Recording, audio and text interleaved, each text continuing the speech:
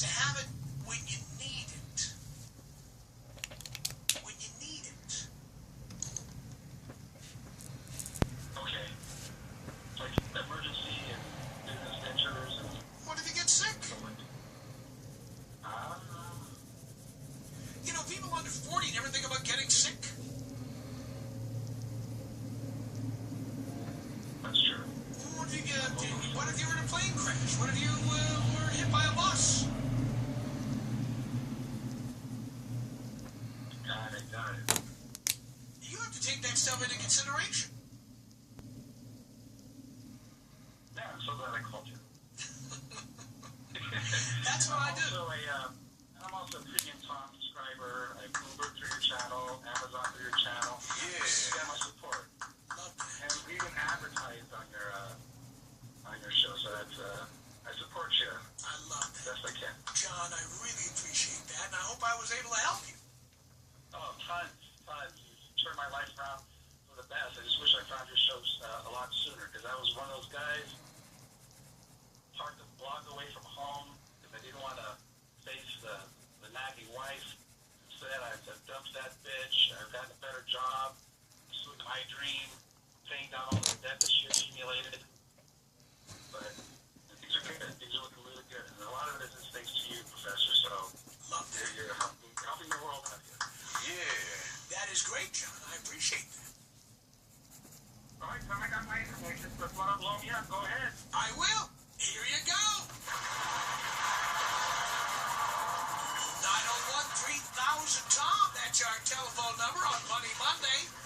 We'll go until the calls stop. And in Fairview, Texas, you're on the Tom Leykis Show. Hello.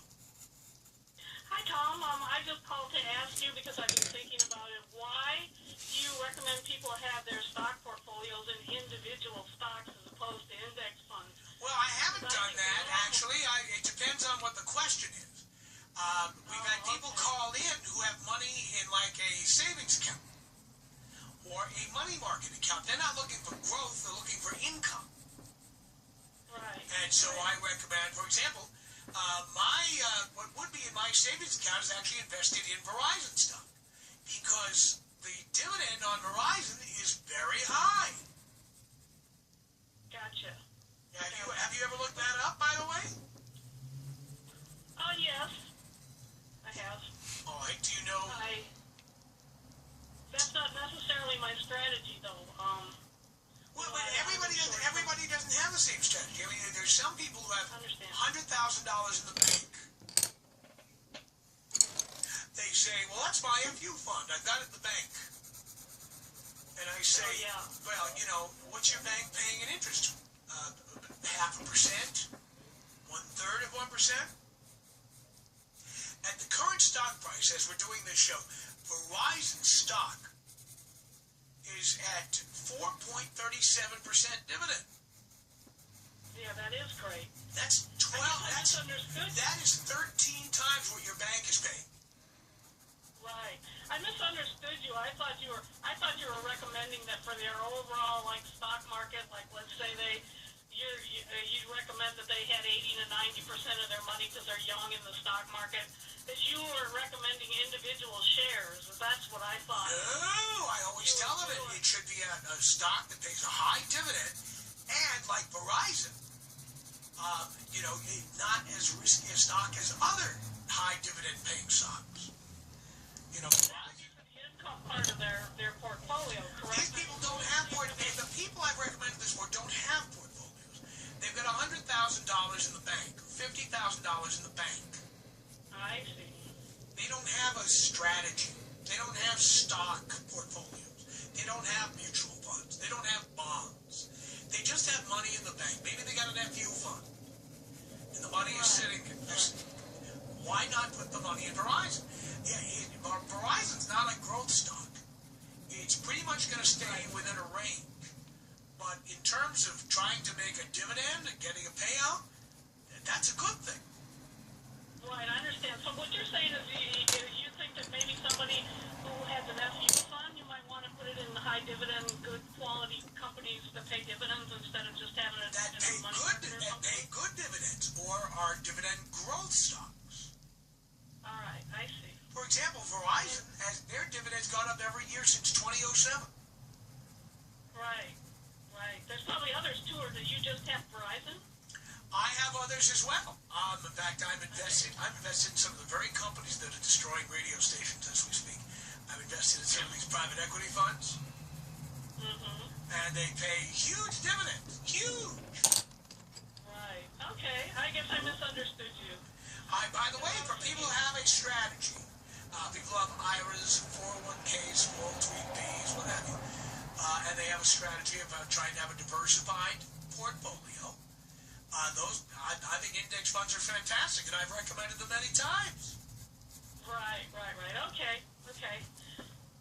I guess maybe I missed that one, but then maybe I just focused on one time because I'm thinking if you have a whole portfolio of individual stocks, you're talking about 25 stocks or something. I don't believe the average listener to this show is going to take the time to be watching over all their stocks. I agree.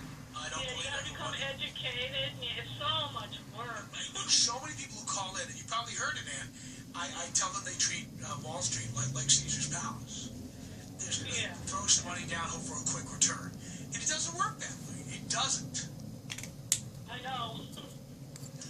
Okay, well, glad you straightened that out.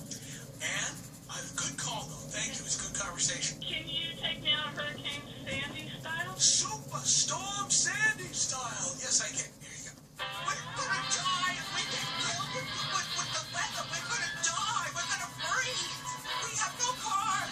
Please, President Obama. Please, listen to us down here. We are gonna die. 901-3000 Tom, Money Monday on the Tom Leykis Show. This is Edward in Chicago. Hello. How you doing, Tom? I'm doing okay. What can I do for you? Dad. Dad, yes. I'm 25. Graduated high school in 2007. Went to community college for a couple of years, and after that, I just started working. And I was working with this. I remember you were saying a while back that you had to work a couple of jobs to find your true passion. Like you did, dead-end jobs. And I'm doing the same thing. I'm just, I recently got laid off from my last job, and now it's just like I'm trying to find my passion. I know I want to do something in business, but I understand it's going to take a lot of capital. My credit is not good at all. Why is your credit not good? Can I ask you that question? Yeah, absolutely. Because, I fell behind on my payment. I found a credit card with Capital One. Why did you let that happen? I was stupid. All right, I'll buy that. I was stupid. I'm being honest. I was stupid. I wanted to build up credit, but I just didn't have enough, I didn't know the responsibility of having a credit card. I understand. Well, by the way, while I do think you need to own up to what you did, and that's what you just did, I also blame our educational system because I do believe it's not an accident. I do believe this is by design, that we do not teach kids about balancing a checkbook, how credit cards work, how loans work. And I think that's why you got so many people who get into this kind of trouble because they're not taught anything. I agree. And it's something that really needs to be taught. I totally agree. But yeah, right now I'm just trying to pay off my debt. And that's it. I know I want to start a business. But it's just I'm in debt, and I remember you were telling other callers that you have to just focus on your debt first before you do anything else. I do believe you have to get a handle on your debt. I'm going to tell you one of the reasons why. Because, for example, there are now employers, insurance companies, and others who never did it before who now check your credit rating. Yeah, I heard about that. Did you ever wonder when you didn't get a job if the potential employer had checked your credit rating?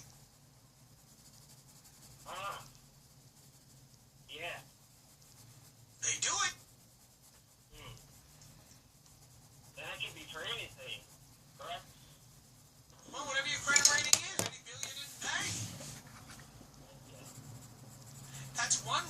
somebody's deciding whether you can be trusted.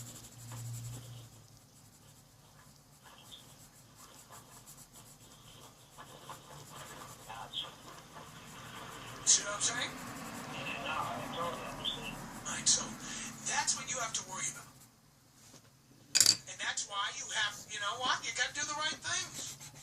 And if you screwed up, now you have to make up for it by doing the right things and doing them consistently for a long period of time. Never pay a bill late. Never. Never hide from them when they call you. Never. Never co-sign for anything. You hear what I'm telling you? Ever. Yeah. Do you know how many people do that and get burned? You know why people need co-signers? Because they're losers.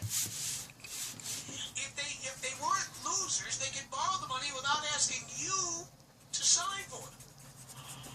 Right. They're losers.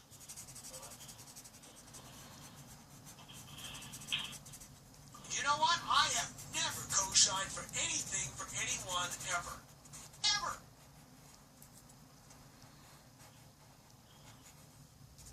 You know, it's only logical. Why would you do that? Right. The bank or the lender, they know enough to know that if somebody needs a co-signer, they're a loser. Right. I am not friends enough with anybody to do that. Ever. Yeah, you don't know if they're going to pay you or not. You know they're not. I mean, why would they ask you to co-sign for them? You know, you should be responsible enough to pay for it themselves. That's right.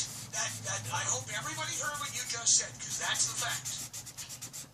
That's the fact. You're right. It is pathetic. You have to have a co-signer for anything, house, car, whatever, and you're pathetic.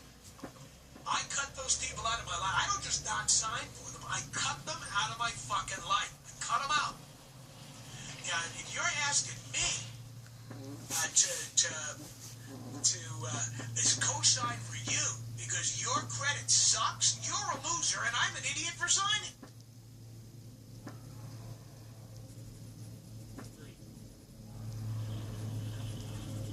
I agree. And, you know, I don't even like borrowing money. I hate them. I like to be independent and like to figure things out on my own. You know, that's part of the thing. I understand. You know, but I mean, I screwed up. When I was young, I didn't really have like see, I grew up in a single parent home, so it's like without a father to tell you these things, you know, you don't know. You make mistakes like I did. Well, I'm the dad you never had. I'm here for that reason. And I'm proud and I'm glad. You know, you really helped me out. You know, I've been listening to you for a long time, at least since 2012. I saw a video on YouTube, and it was about you explaining exactly what I went through with depression. And, you know, you helped me out because, you know, I was, just like slitting my wrists, thinking about killing myself, and, you know, you taught me, you told me, you said that, you know, life gets tough, but things get easier. You just have to fight through it. That's exactly right. You have no idea. You have no idea how good life is going to become. Do you know, I didn't become a millionaire. Forget multimillionaire. I didn't become a millionaire until I was 43 years old. When I was 25, I bought that